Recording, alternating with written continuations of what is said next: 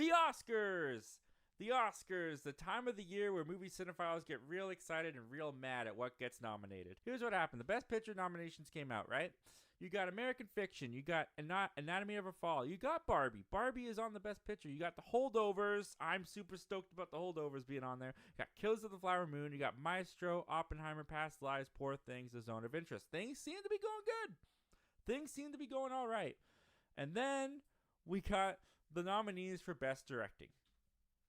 And we got Best Directing, and we got Anatomy of a Fall, Killers of the Flower Moon, Oppenheimer, Poor Things, The Zone of Interest. You may notice one's missing. You may notice Barbie's not on there. Well, the world noticed. Oh, did the world notice? Anyways, this comes from NPR.org because Barbie did get nominated quite a bit at the Oscars, actually. Here's what they had to say. Barbie received 8 Oscar nominations on Tuesday morning, including Best Picture, Best Supporting Actor for Ryan Gosling, Best Supporting Actress for America Ferrera. It was also nominated for Best Adapted Screenplay, Costume Design, and Production Design. It's gotten a lot of recognition, but Barbie did not get the recognition where people wanted it to get. And they became very, very transparent about their feelings on Twitter with tweets such as, Greta Gerwig made a critically acclaimed, culturally profound feminist movie about Barbie and the patriarchy that made $1 billion at the box office, and the Oscar nomination goes to Ken. Yep, that's what everyone was focusing on. You got, so Greta Gerwig created one of the most original films of the decade, one that completely blew apart people's expectations of what a Barbie movie could be and resonated with millions. Yet apparently that's not quite worth a nomination for Best Director. And on and on and on and on it went. Everyone was just so mad, to the point that Oscar nominee supporting actor for Barbie, Ryan Gosling, basically apologized for getting nominated for Barbie. He said this quote out, "There is no Ken without Barbie, and there is no Barbie movie without Greta Gerwig and Margot Robbie, the two people most responsible for this history-making, globally celebrated film.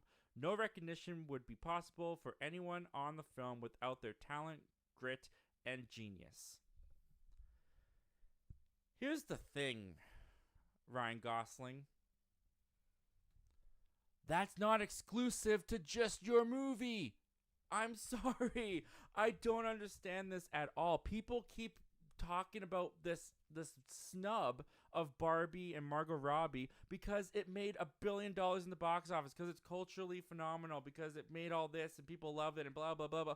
That's not what the Oscars are about. That's not what the Oscars are about. It's not a box office award. It's not about box office success. Box office success does not equal Oscar success. And why is this just exclusively for Barbie? Let's go back to these Best Picture nominations. All right, American Fiction, Anatomy of a Fall, Barbie, Holdovers, Killers of the Flower Moon, Maestro, Oppenheimer, Past Lives, Poor Things, The Zone of Interest. 10 nominations. All right, let's go back to the directors. Anatomy of a Fall, Killers of the Flower Moon, Oppenheimer, Poor Things, The Zone of Interest. 5. That means half of the Best Pictures did not make it into Best Directing. Not just Barbie. The Holdovers. You can say this exact quote. You can say this exact same quote from Ryan Gosling. There is no Holdovers without Alexander Payne. And there is no Barbie movie, or there is no Holdovers movie without Dominic Sessa and all that. You can replace the words with any one of those movies. Any one of them. Barbie is not special.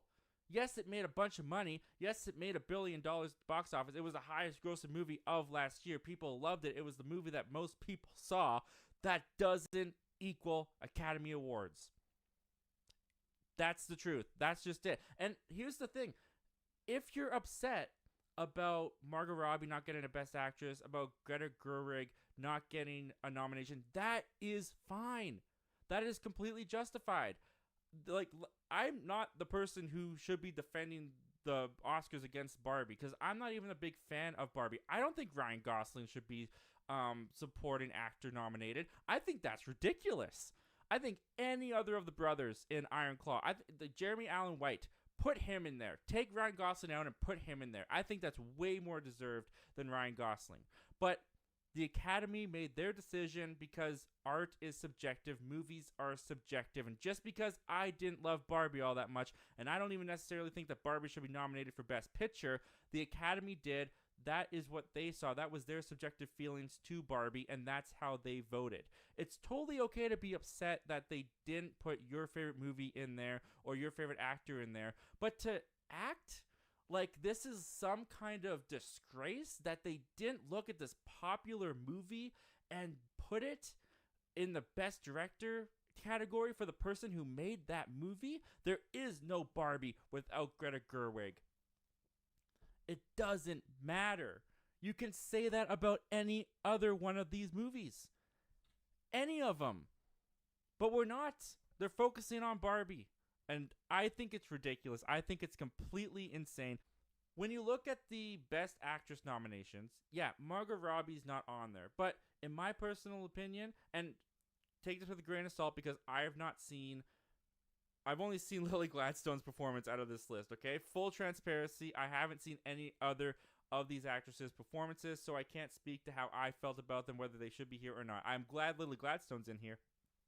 I will say right off the bat, I think Lily Gladstone deserves to be in here, and I do think she gave a more worthy performance than Margot Robbie in Barbie. Not that Margot Robbie was bad in Barbie, I just personally didn't think it was an Oscar-worthy performance. And when you look at this list of ladies who are nominated, Emma Stone is getting raving reviews in Poor Things. Everyone is loving Emma Stone. In fact, a lot of people are saying that this is her year. She's going to win. Carey Mulligan is also getting rave reviews. She is another front runner that people think could possibly win.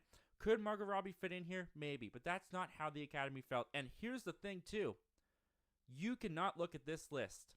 At least majority of you, and this is myself included, as I've already said, I'm transparent about this. Look at this list and say that you've seen all these movies. Majority of you can't do it. Some of you can. Some of you can. And if you can, props to you, man.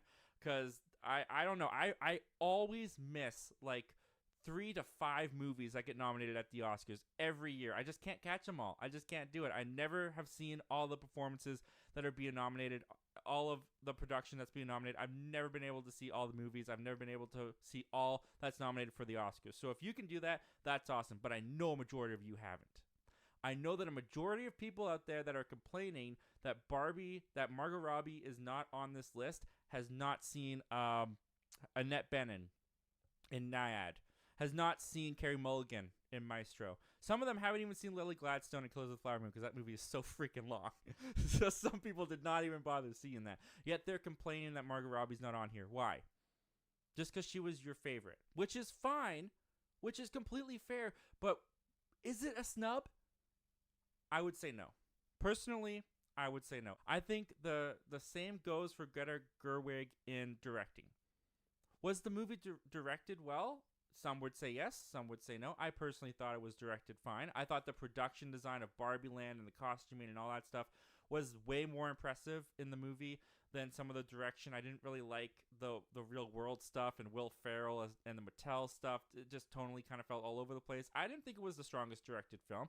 I also haven't seen all the movies on here. I haven't seen Anatomy of a Fall. I haven't seen Poor Things. I haven't seen Zone of Interest. Oppenheimer's fantastic. I think that one's going to win. I hope that one wins. But I got to see the rest of these. But I cannot say that any of these aren't justified to be in here and that they should have had Greta Gerwig in here because I haven't seen these. And a majority of the people who are complaining that Greta Gerwig is not on here, they haven't seen these either. If you've seen all of these and you think she belongs on there, totally fine. I get it. And you have every right to feel that way. But me personally, I can't say that she deserves to be on here as opposed to Anatomy of a Fall. I haven't seen Anatomy of a Fall. So I can't call that a snub. And the majority of people out there that are calling Margot Robbie and Greta Gerwig got snubbed haven't seen these movies. And I think that's the biggest problem with what's going on right now is because they're boiling down the Academy Awards to box office success, and they're trying to play this whole misogynistic, oh, this is what we get because a woman made a movie about female empowerment and it made the $1 billion in the box office, so the Academy is punishing Margot Robbie and Greta. No, they're not. Look at Anatomy of a Fall. That's a woman. That's a female director. They've nominated a female. Just because they didn't nominate the one that you wanted doesn't make them misogynistic. Anatomy of a Fall, right there. Woman director. If Barbie was your favorite movie of the year, and you are disappointed that it's not nominated, that it's not, that Greta Gerwig didn't get nominated for Best Director, that Margot Robbie didn't get nominated for Best Actress, I get it, and that's totally fair that for you to feel that way, but you can't call it a snub if the reasonings for it are because it made $1 billion in the box office and because, I don't know, she's a woman. Those are the two arguments that I've really seen going around. And because she made a phenomenally cultural movie, which is true. You can't deny that. This was a cultural phenomenon. Doesn't equal Oscars. So maybe I'll watch all those movies and I'll finish the list and I'll say, you know what? Yeah, Greta Gerwig did deserve to be on this list. Maybe I will. But at the moment, I can't say that. And a majority of you can't say it either. Well, thank you very much for checking out this clip from our live show that we do every Wednesday at 7:30 p.m. Pacific Standard Time called Zach Milne Talks Live. If you like talking movies, if you like talking movie news, why don't you consider hitting that subscribe button before you leave? We do that on this channel all the time. But if you still need some time before you fully commit, you can check out the full video this clip is from right here, and you can check out another video over here. The subscribe button's right here.